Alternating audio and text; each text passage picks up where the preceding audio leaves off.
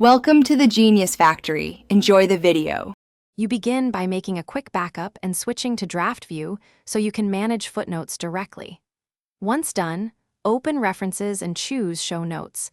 This reveals the footnote pane at the bottom. You do this because inline edits can be missed in print layout.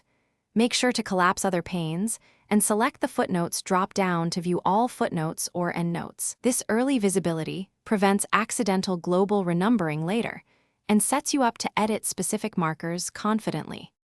Now you inspect the footnote list and find where numbering jumps or duplicates. You can click a misnumbered marker in the Footnotes pane to jump to its reference in the main text, edit, or remove any accidental duplicate markers there. Once corrected, right-click a footnote number in the document and choose Restart Numbering or Numbering Continuous to enforce sequence. You do this because manual marker fixes plus the Restart option realign words' internal index without reformatting the entire document.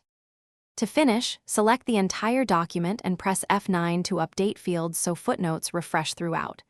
Make sure to inspect section breaks. Different sections can have independent footnote settings, so change them to continuous if needed. If numbering still behaves oddly, convert the problematic footnote reference to plain text, delete the original, and reinsert a fresh footnote. This clears corrupted markers. One key troubleshooting tip: if numbering resets unexpectedly, look for section break properties set to restart. Thanks for watching. If you found this helpful, don't forget to like and subscribe.